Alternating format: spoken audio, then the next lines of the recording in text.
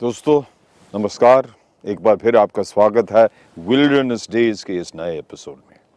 इस एपिसोड में हम वन्य प्रेमियों को उकसाएंगे ज़रूर।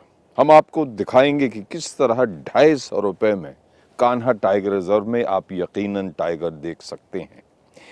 अब ये बात हकीकत है कि हर जंगल प्रेमी के लिए टाइगर सबसे पसंदीदा जानवर है, लेकिन क्या एक टाइगर की यूं नुमाइश कराना अच्छी बात है? बहरहाल कम से कम बहस का एक जबरदस्त मुद्दा तो है। ये हरा भरा जंगल मध्य प्रदेश का कान्हा टाइगर रिजर्व भारत में सबसे बढ़िया और सबसे कामयाब टाइगर रिजर्व्स में से एक है कान्हा।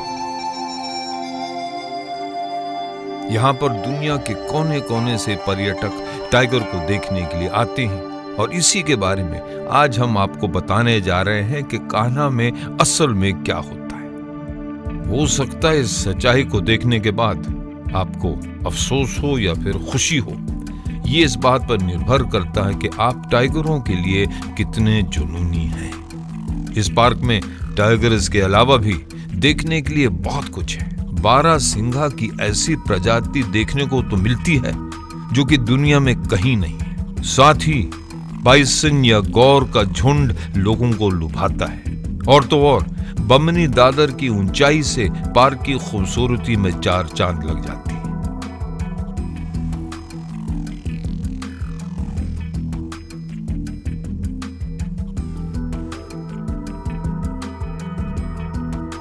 ऐसा लगता है कि मानो प्रकृति हौले हौले कोई पुराना गीत सुना रही हो।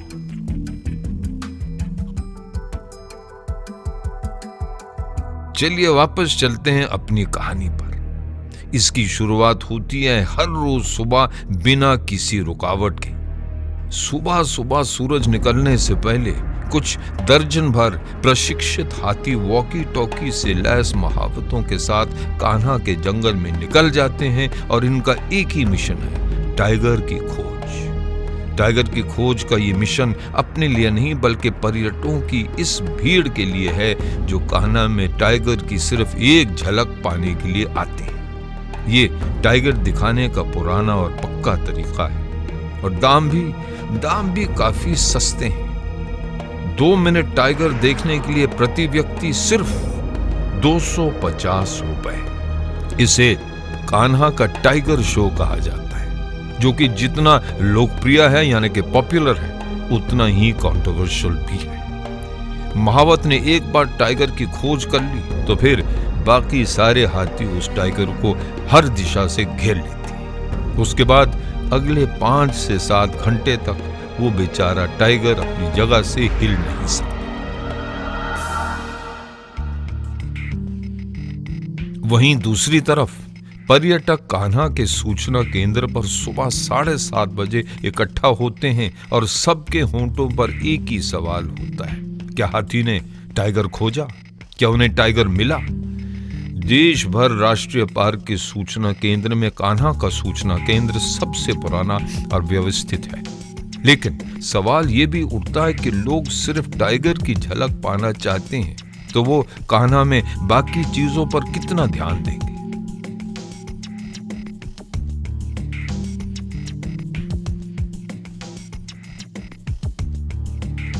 और लीजिए अभी ब्रेकिंग न्यूज आई, टाइगर देख लिया गया है और सूचना केंद्र से मात्र 2 किलोमीटर की दूरी पर है। तो चलिए अब टाइगर का शो शुरू होने वाला है। फिर क्या, सब लाइन लगाकर उस जगह पर पहुंचने को तैयार हो जाते हैं जहां पर टाइगर। एक सुरक्षित जगह से पर्यटक हाथी पर सवार होते हैं और पहुंच जाते हैं उस स्थान पर जहां पर परेशान टाइगर को घेर कर रखा हुआ है।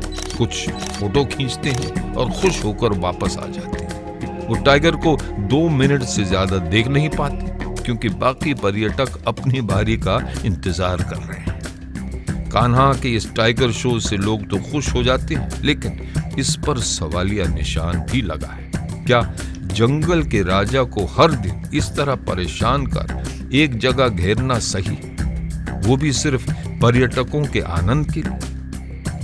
टाइगर संरक्षणवादियों के मुताबिक ये गलत है और प्रोजेक्ट टाइगर के मूल नियम के खिलाफ भी है। एक तरफ हम ये दावा करते हैं कि जंगल में टाइगर अपने मन मर्जी मुताबिक जीवन जीते हैं और इंसानों का कोई हस्तक्षेप नहीं है, वहीं टाइगर शो के नाम पर इस नियम का मखौल उड़ाते हैं।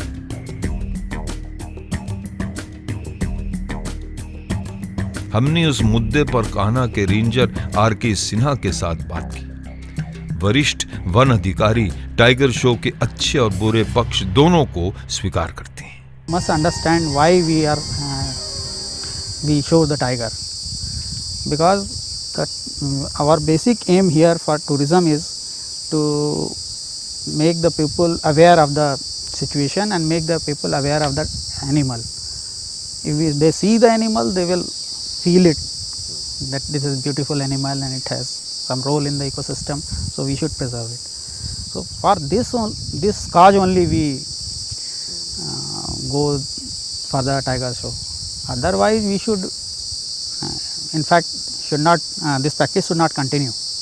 In a longer term we should abolish this practice. दिलचस्प बात यह है कि टाइगर का ये शो सिर्फ मध्य प्रदेश के जंगल में ही दिखाया जाता है। बाकी नेशनल पार्क्स में पर्यटकों को जंगल के राजा को देखने के लिए बाकायदा मेहनत करनी पड़ती है। टाइगर की सिर्फ एक झलक पाने के लिए चप्पे चप्पे में घूमना पड़ता है, लेकिन टाइगर शो ने सब बदल दिया। टाइगर देखने के लिए की गई कोशिश में जो मजा होता है, उस आनंद को ये लोग कभी महसूस नहीं कर पाएंगे।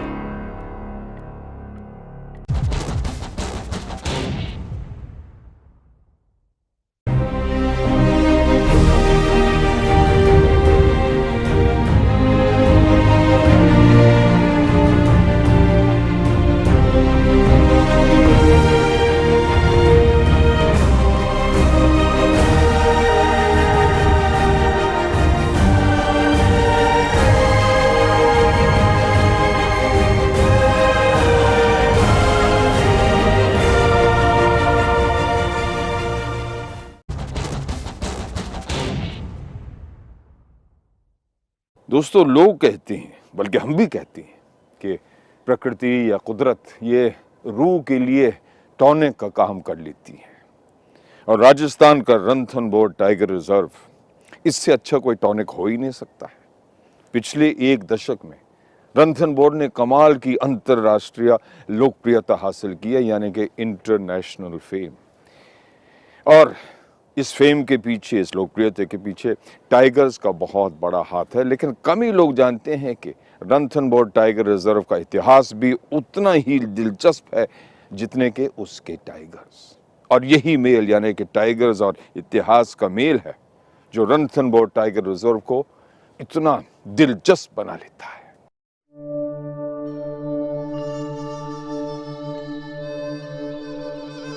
अगर आप टाइगर प्रेमी हो तो ऐसा हो नहीं सकता कि आप राजस्थान के रणथंभौर से वाकिफ न हो। हालांकि राजस्थान का रणथंभौर बाकी नेशनल पार्क से काफी अलग है।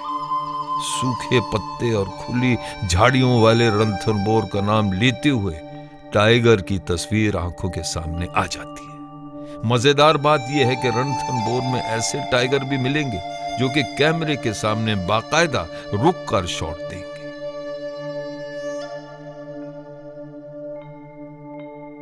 साल 2000 में अमेरिका के तत्कालीन प्रेसिडेंट बिल क्लिंटन के दौरे के बाद तो रणथंभौर की लोकप्रियता आसमान छू गई। उसके बाद तो दुनिया भर में रणथंभौर के चर्चे होने लगे और पर्यटक टाइगर देखने आने लगे।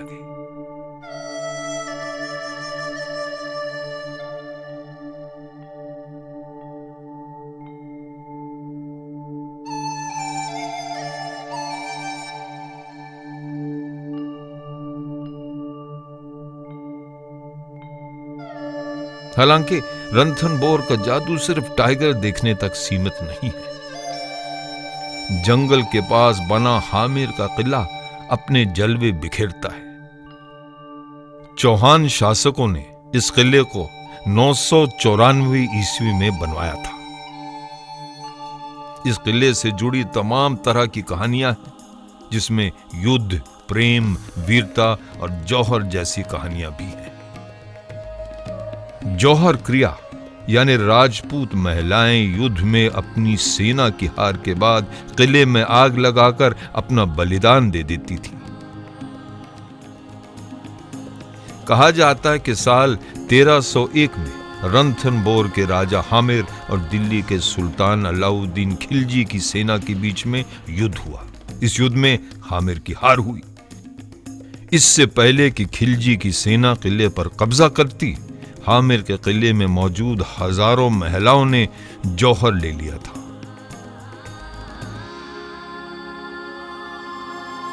हामिर का किला वीरता और बलिदान की कहानी बताता है, तो वहीं पर जोगी महल भटकते जोगी के मायावी संसार में ले जाता है। रणथंबोर में अंदर घुसते ही जोगी महल की जादूगिरी आपको अपनी तरफ खींचती है। जयपुर शासक यहीं पर आकर शिकार करते थे। यह करीब 800 साल पुराना किला है और यहां पर आप देश का दूसरा सबसे बड़ा बरगद का पेड़ देख सकते हैं। जोगी महल के पास ही एक झील है जिसे पद्म तालाब के नाम से जाना जाता है। पद्म तालाब रणथंबोर नेशनल पार्क की 6 झीलों में से एक झील है। इस झील में उगने वाले गुलाब के फूलों के कारण इसका नाम पद्म तालाब पड़ा। पद्म तालाब के आसपास जानवरों को देखने के लिए मचाने बनी हुई हैं, क्योंकि इस तालाब पर ज्यादातर जानवर पानी पीने आते हैं। रणथंबोर में वन्य जीवन को इन्हीं झीलों के पास से देखा जाता है और फोटो ली जाती है। जंगल में पर्यटक यहाँ के न सिर्फ जानवर बल्कि इतिहास की विरासत को भी निहार सकते हैं। आधुनिकता और परंपरा का ये संगम पर्यटकों के दिलों में अपनी छाप छोड़ देता है।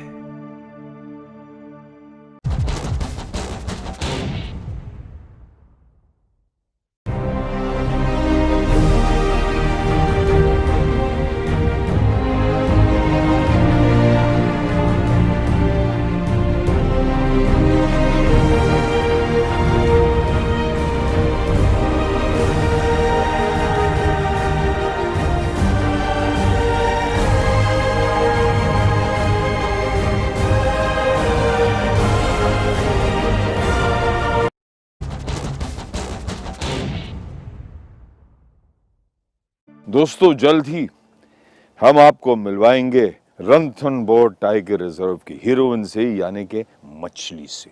लेकिन उससे पहले हम आपको ये दिखाना चाहेंगे कि किस तरह बारिश हमारे तमाम जंगलों में तबाही लेकर आती है। क्योंकि बारिश का मौसम वो मौसम है जब जंगल के तमाम रास्ते टूरिस्ट के लिए बंद हो जाते हैं, पेट्रोलिंग बहुत मुश्किल हो जाती है और इसलिए पोचर्स के लिए, यानी कि गैर कानूनी शिकार खेलने वालों के लिए रास्ते जंगल के खुल जाते हैं। लेकिन खुशी की बात यह है कि केंद्र सरकार ने इस समस्या का हल निकालने के लिए कुछ कठोर कदम उठाने का फैसला किया है और NTCA यानी कि नेशनल टाइगर कंजर्वेशन अथॉरिटी ने अपने इस पायलट प्रोजेक्ट के लिए उत्तराखंड का कॉर्बेट टाइगर रिजर्व ही चुना है। मॉनसून यानी कि बरसात के मौसम में जंगल भले ही हरा भरा और सुंदर लगे, लेकिन वन्य जीवन के लिए खतरनाक होता है। और यह खतरा जंगल के भीतर से नहीं बल्कि बाहर से आता है। खतरा अवैध शिकार का, जो कि बरसात के मौसम में सबसे ज्यादा होता है और यही वजह है कि वन अधिकारी इस मौसम में सबसे सजग रहते हैं। लेकिन इस बार उम्मीद है कि यह सब जल्दी ही बदल जाएगा। नेशनल टाइगर कंजर्वेशन अथॉरिटी ने अवैध शिकार के खिलाफ नई और उम्दा तकनीक का सहारा लिया है। कॉर्बेट टाइगर रिजर्व में इस तरह के 9 टावर लगाए गए हैं और हर टावर के ऊपर उच्च तकनीक से लैस शक्तिशाली वीडियो कैमरे लगाए गए हैं, जो कि 400 वर्ग किलोमीटर क्षेत्र में हर तरह की गतिविधियों पर नजर रख सकते हैं। पिछले हफ्ते 4 ऐसे टावर कॉर्बेट पार्क में शुरू हो गए। टावरों के ऊपर लगाए गए कैमरे लगातार काम करते हैं। दिन में कैमरे जंगल के चप्पे चप्पे पर नजर रखते हैं और शाम होते ही कैमरे अपने आप इंफ्रारेड और थर्मल मोड में आ जाते हैं और उन सब चीजों पर नजर रखते हैं जिन्हें इंसानी आंखें नहीं देख पाती। टावरों का नियंत्रण कक्ष कॉर्बेट के दक्षिणी सीमा में स्थित कालागढ़ में है। इसकी वजह है कि कॉर्बेट की दक्षिणी सीमा उत्तर प्रदेश से सटी हुई है। जंगल और राज की एक ही सीमा की वजह से इस इलाके में जंगली जानवर अवैध शिकारियों के निशाने पर रहते हैं। कालागढ़ के वन विभाग के एसडीओ गोपाल सिंह खिरकी इन टावरों के प्रभारी हैं। खिरकी साहब हमें बता रहे हैं कि ये कैमरे कैसे काम करते हैं। These towers are remotely controlled, remotely attached with control room at Kalagarh, where we have installed servers and other associated things. The basic idea is to develop some the customized protocols for the requirement of Tiger Reserve, and concept is software automatically gives us alert in case of some peculiar activity or some objectionable activity or some striking activity.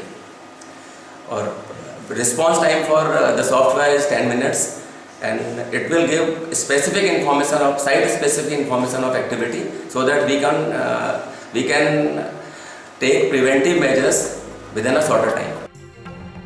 Gopal Singh ने हमें 9 टावरों का महत्व भी बताया।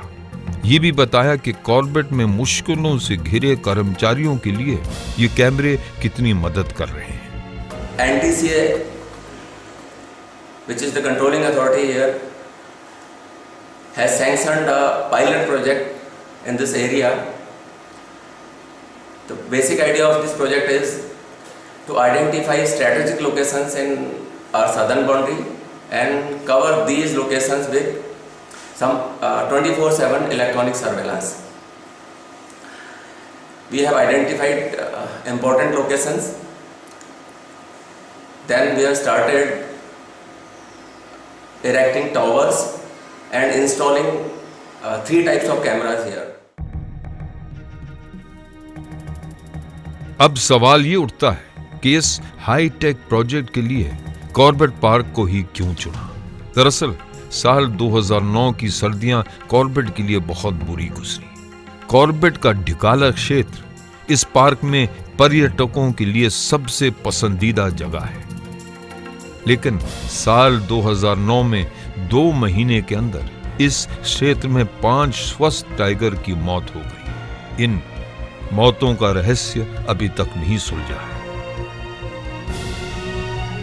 इस घटना के महीनों बाद जब हमने पार्क के क्षेत्र निर्देशक RK मिश्रा के साथ बात की थी, तो उन्होंने हमें आश्वस्त किया कि टाइगर की हत्या के लिए जिम्मेदार लोगों को जल्दी ही पकड़ लिया जाएगा। We are just keeping our finger crossed, and I am totally open to any kind of thing. If there is any kind of poison, it should be there is some evidence in the PM. But doctor cannot find any kind of this thing. But I yet to get the PM report, and the forensic result will come. After that, I can definitely tell you what is the reason of the death. If it is a poison, then we take drastic action against the people. हालांकि अभी तक कोई कार्रवाई नहीं है, ना ही कोई गिरफ्तारी हुई और ना ही हत्यारों का कुछ पता चला।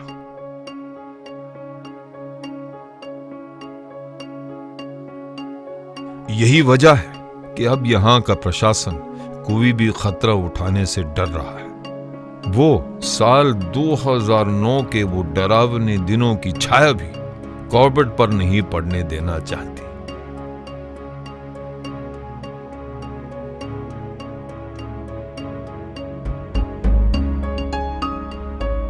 उम्मीद की जा रही है कि ये कैमरे प्रशासन के इस प्रयास को सफल करेंगे।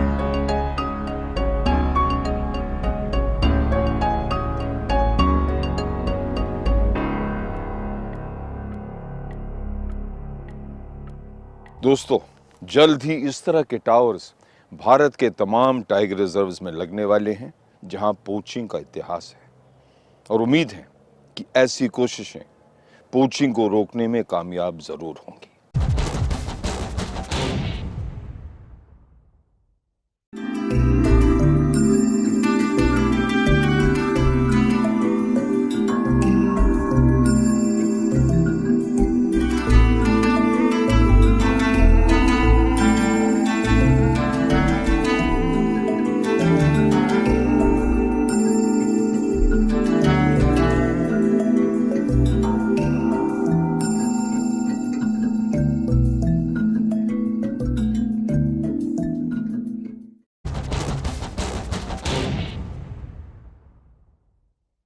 और अब हम आपको मिलवाते हैं तेंदुए के एक छोटे से शावक से। अब अफसोस की बात यह कि ये शावक अपनी मां से अलग हो गया है, लेकिन नासिक का वन विभाग इस शावक का पूरी तरह से पालन पोषण कर रहा है। महाराष्ट्र में नासिक से कुछ 50 किलोमीटर दूर इस अनजाने चास गांव में कुछ अजूबा सा हुआ। किसी ने कुछ नहीं देखा, लेकिन एक मादा तेंदुआ चुपचाप आई और अपने 3 बच्चों को वहां के खेतों में छोड़ गई। ये वाकया है 11 मई 2011 का। कुछ दिन बाद वो फिर आई और अपने 2 शावकों को लेकर लौट गई। तीसरा बच्चा वहां के वन अधिकारी श्री पाटिल को मिला। ये बच्चा अब नासिक जिले के वन अधिकारियों को सौंप दिया गया है, लेकिन जब तक वो बच्चा चास गांव में रहा तब तक वहां के लोग बहुत ज्यादा खुश थे। श्री पाटिल भी बच्चे को लेकर काफी खुश है, लेकिन अभी भी इस बच्चे का भविष्य अनिश्चित है।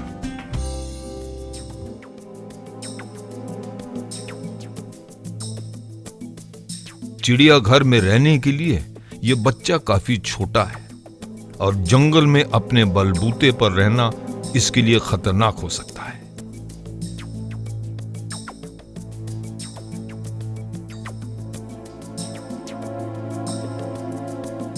दोस्तों, हमारी ये दुआ है, बल्कि हमारी ये उम्मीद है कि ये नन्हा सा प्यारा सा शावक बचा रहे और जिंदगी की उन तमाम मुश्किलों से लड़ता रहे जो उसके सामने आ जाएं। और अब दोस्तों, वो वक्त आया है आपसे इजाज़त लेने का, रुखसत होने का, और अगले हफ्ते ज़रूर हमसे मिलिएगा कि शमा हर रंग में जलती है सहर होने तक।